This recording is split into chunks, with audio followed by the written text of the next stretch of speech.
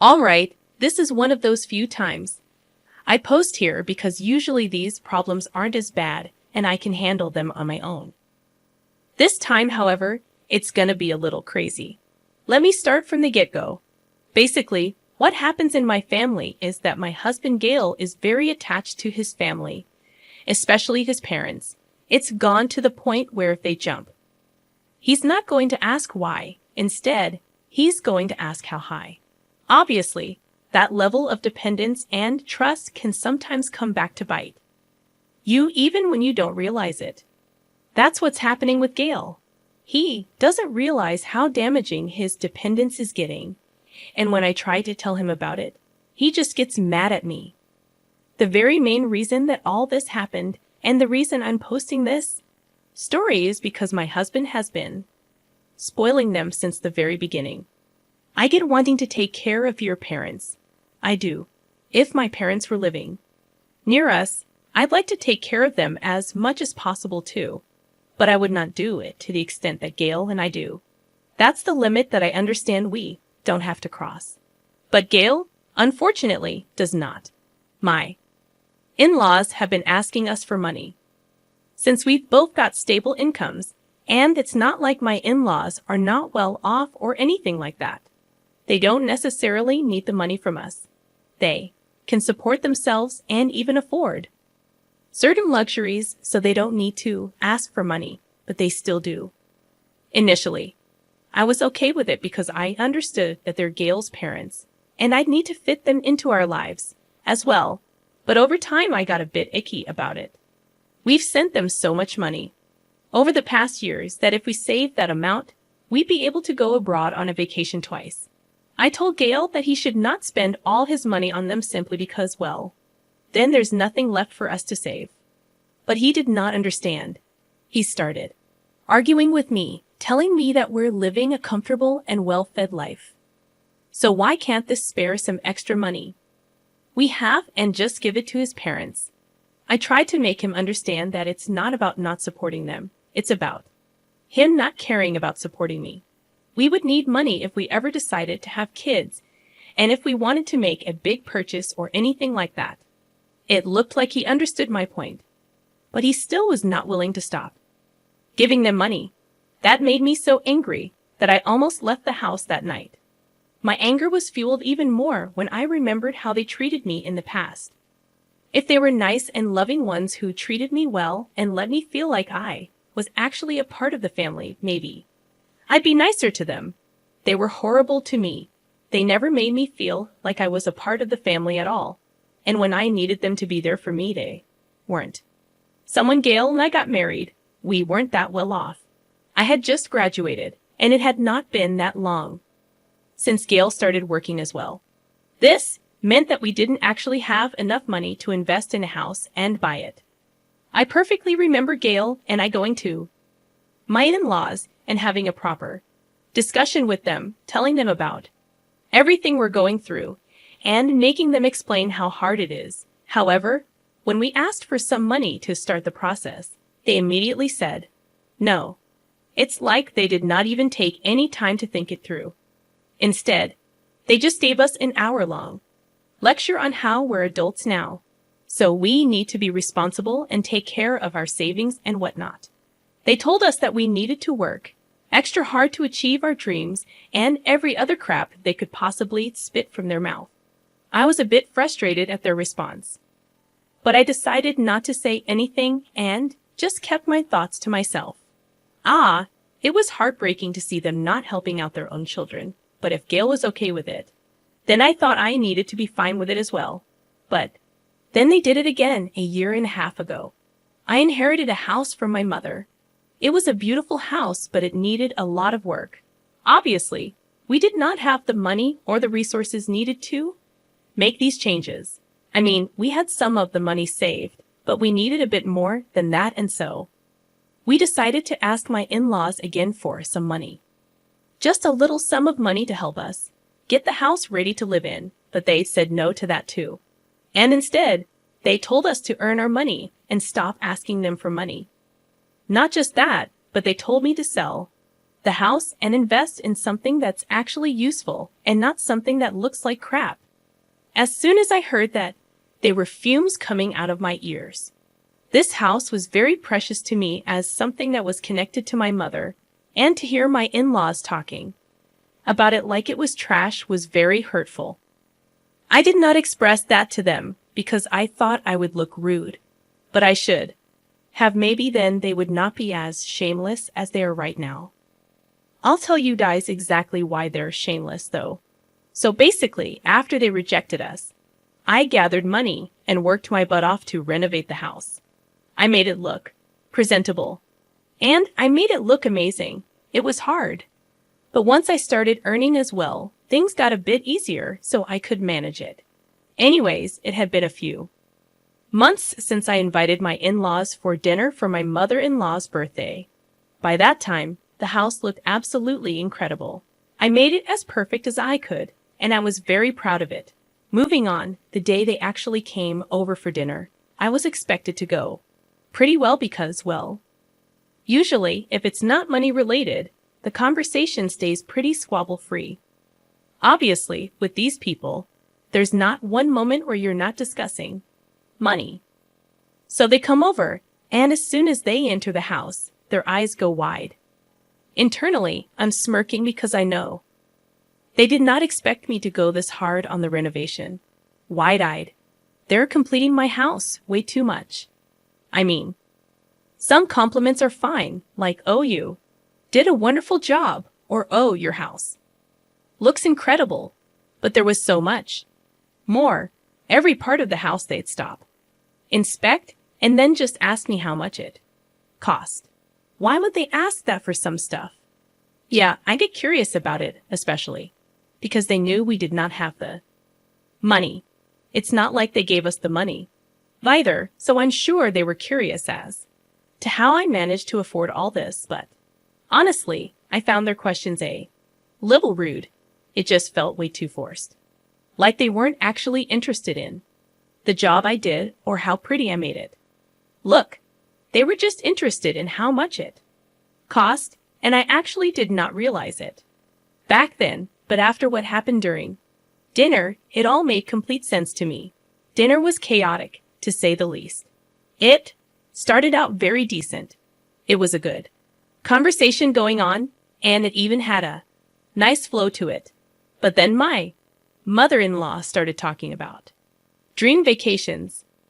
First, she asked me what my dream vacation was and where I'd like to go the most. But when I answered her question, it felt like she wasn't really interested and was waiting for me to finish as soon as possible. I gave her what she wanted, of course, and I made my answer very short, just the name of the place, and then she got all excited all of a sudden. That's when I get a bit suspicious, because there's no way that she was that excited for me, and then she opened up about the real reason behind all the weird acts that they've been doing ever since they stepped into this house. They wanted us to help them build a vacation house after all the years of rejecting us every time we've asked him for financial help. They'd come to us and asked us to pay for the quote vacation house. They're not even poor or anything. Why do they need our help? Why can't they save up enough and get a house for themselves? They think that just because I've managed to get my house to look so gorgeous, we're some sort of rich couple now, I guess. But we're not. I asked them to explain it to me a bit more, just so I could have a better idea of what they need and why they're getting a vacation house and stuff. But the response shocked me. They want to get one just because they're bored with their lives and they want a house to be able to go to every other weekend. For some reason, they can't afford the house by themselves, and they told us that they know that we've got money saved on because this house looks like it costs a lot. At that point, I was aggravated, and so I told them we did not have that kind of money to waste. That was very wrong to say, because Gail looked at me like I murdered his parents in front of him as soon as these words were out of my mouth. He glared at me and told me that anything that we spent on his parents, happiness was never a waste and I needed to quote, watch what I say, which is ridiculous because he knew I was right. A vacation house is not a necessity to have, and it's not like they're going to die if they don't get it. My father-in-law still works and they can save up and get one by themselves. They don't want to do that though. They want us to give them money so they can take the easy way out. Then I remembered that Gale is not an only child. He has an older brother as well. So why weren't they asking him for money? I brought that up because they were getting too defensive and looked like they were about to make a living hell for me. Apparently, Seb isn't as financially stable as us, so they don't want to burden him with this. Oh, I'm sorry, but I could not keep my mouth shut at that point, and I expressed what I was feeling, but I made sure I was not being disrespectful. Seb was earning as much as we were. He just had children to take care of, so most of its expenses were going towards that. However, I wanted to try it for kids as well. And if we kept giving my in-laws money, how would I save enough to take care of my children? The counter-argument we received was that we don't have children right now, which means we've got more money to spare than Seb and his family. And then they started emotionally blackmailing Gale because they knew that they would not be able to get through to me. They started talking about how they were lonely and bored because both their sons had started their own families, which is why a vacation would benefit them really. Well, Gale fell into the trap because why wouldn't he? As soon as his parents get a little bit emotional, he does everything that's asked of him. I knew I could not get him then, but I didn't want my in-laws to know they've won us over. How I kept saying that the arguments were progressively getting worse and unstoppable. Well, this is the consequence of that. A week ago, Gale and I had one of our biggest fights. We've never fought this hard before, and it was actually a bit weird how aggressive he was. Obviously, there was no physical aggression. He wasn't raising his hand to me or anything, but his words hit much harder. He basically told me that $100,000 he's planning to give to his parents is not just mine, so he can do whatever he wants with it. He thinks that he was being nice by asking for my opinion and my permission before taking action on his own. But he doesn't need to do that anymore. The fight got worse when he actually gave the money to his parents, and he returned home from work one day and did not even bother mentioning anything to me. It wasn't until my mother-in-law called me to tell me that she got the money that I found out that he gave it away. I was enraged, obviously. We had not discussed giving the money away, and he knew I was not okay with the fact. Yet he was still going to go ahead and just give it away. He didn't even keep a single dollar for ourselves. The entire $100,000 he saved up over the years, he gave to his parents. Then, when I told him that he needed to get the money back, he told me to shut up and let him deal with his parents how he wanted. Even when I was factually arguing that we're a couple and we should decide on big financial decisions together, he wasn't having it. It seemed like he totally got tired of us constantly arguing because he threatened me with a divorce right in the middle of our argument. He suddenly screamed at me and told me if I tried stopping him from giving a share of the money to his parents, he was going to get a divorce and leave me all alone. It was the most ridiculous thing I've ever heard. I've been with him through everything in his life, and now he was going to leave me because I was trying to put our family first instead of his parents. At that point, all I could ask him was if he did not care about what I wanted and how I wanted to build our life together, have children, and live a happy life. He cared for none of it, but instead, he wanted to give all this to his parents while I was suffering in the background. In a moment of anger, he walked out of the house and slammed the door behind him, and it's been a week since he's been home. I've tried texting him multiple times. I've called him so many times, and I've left more than a dozen voicemails, but he keeps ignoring them or leaving me on hold. Guys, I'm so hurt because I didn't think I'd ever lose Gale, especially over something as silly as this. I've contacted my in-laws, and it turned out that Gail had gone back to live with them for the past week. He hasn't been home once, and I'm so stressed and confused about what's going to happen and how I'm going to deal with everything. Update number 3. So a few more days into this mess, I decided that I could not keep myself trapped in this family forever, especially if they act as messed up as they are right now. I was not sure about my decision in the early days, but now, after waiting for Gail to come home for more than a week, I've decided that I needed to take action and set him straight. Well, if he wants a divorce, that's exactly what he's going to get. So I contacted my lawyer first thing that morning and let him know the situation. She let me know that I could not only divorce Gail, but also take him to court. After the entire meeting ended, I decided that I did not need this house anymore. The only thing it was doing now was reminding me of my husband and all the good and bad memories that we've had together. That's why I decided to sell the house and keep the money for myself. Gail could not even ask for this money legally because the house was in my name, given to me by my mother, and I could do anything I pleased with it, right? So I sold it. It brought me a lot of money, which helped make the court case much easier to process. So the next day, while I finalized the divorce papers and had them sent to Gail, I knew the exact time he received those papers because I got the most heated phone call one could ever get. He was talking about how I was being stupid, and it didn't matter because he was going to divorce me as well.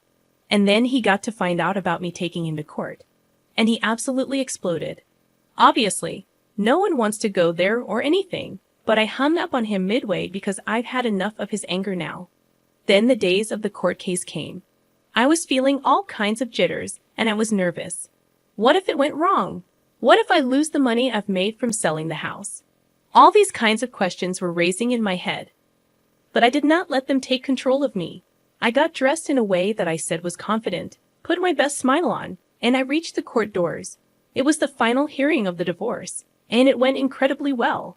Not only did I get to keep all the money from the house, I also got $100 from Gail as alimony as a legal obligation. I was shocked. I did not expect to win more money from him, but it was worth it for all the damages he's done to me and to my mental health. I should accept this money with grace.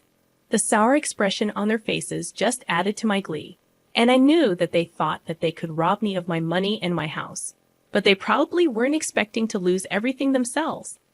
It's been a few days since then, and life has been relatively peaceful. I did get a phone call from my mother-in-law, where she was bashing me for what I've done and told me I could never have a family of my own because I don't know how to take care of people. That I'm just incredibly selfish, who only looks at her needs and not others. Apart from that, it's been okay. I got a new apartment for myself using the money I made selling the house, and now I can finally save up as much money as I want without having to worry about other people constantly asking for it. But let me know, guys, do you think I went too far by taking him to court? Let me know in the comments down below.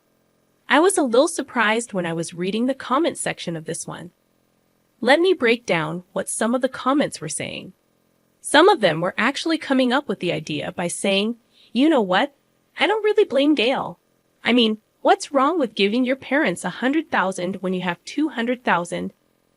But there were other commenters basically saying, no, that's ridiculous. Like OP said, they've been helping his parents for years. They're trying to build their own house, and they need that money. So this is where the comments really split apart. They were saying they do not agree that OP should just sell the house, take the money because it's under her name. They thought that was disrespectful. But there were about 50 saying no, that was exactly what she needed to do. So guys, drop your comments down below. Let's discuss this one. My name is Mr. Reddit. I narrate stories every single day. Hit that subscribe button. I'll see you guys tomorrow. And remember, it's cool to be kind. See ya. Thank you.